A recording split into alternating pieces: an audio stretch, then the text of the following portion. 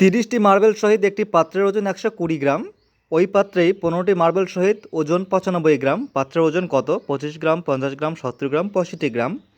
পাত্রটিতে যখন রাখা হচ্ছে 30টি মার্বেল, তখন ওজন হচ্ছে 120 গ্রাম। আবার পাত্রটি যখন 15টি মার্বেল নিয়ে ওজন করা হচ্ছে, তখন ওজন হচ্ছে 95 গ্রাম।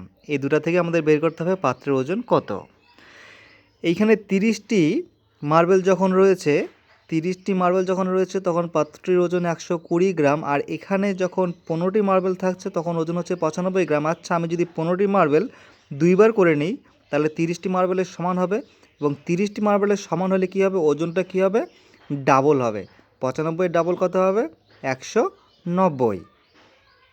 ওজনটা বেশি হলো কেন? দেখো, এখানেও 30টি মার্বেল 120 গ্রাম ওজন, এখানেও 30টি মার্বেল 120 গ্রাম ওজন হওয়া দরকার ছিল, কিন্তু এখানে 30টি মার্বেল ওজন 190 গ্রাম। কেন?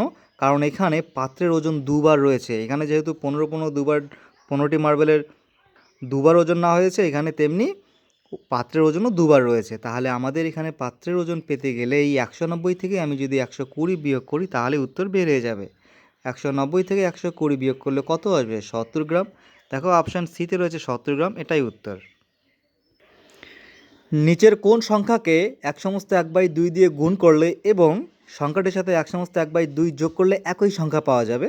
সংখ্যাটি তোমরা 1, 3, 5, 7 চারটিকেই তোমরা অপশান টেস্ট করে করতে পারো, নাহলে ডিরেক্ট দেখো যা বলেছে তাই। সংখ্যাটিকে আমি এক্স ধরছি, এক্সের সঙ্গে যদি আমি গুণ করি কত?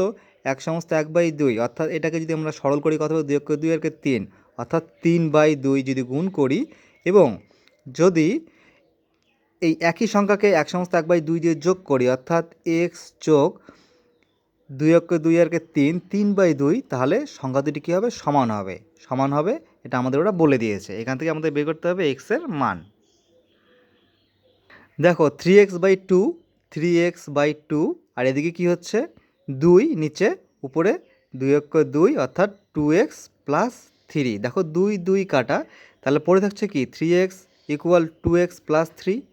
এখান থেকে যদি আমি 2x এদিকে নিয়ে আসি, তাহলে কী হবে? দেখো, 3x - 2x = 3, অর্থাৎ x = 3। এই যে অপশান বিতে 3 রয়েছে, এটাই হবে উত্তর। 3কে যদি এত দিয়ে গুণ করা হয়, তাহলেও যা আসবে, 3কে এত দিয়ে যোগ করলেও তাই সংখ্যায় আসবে।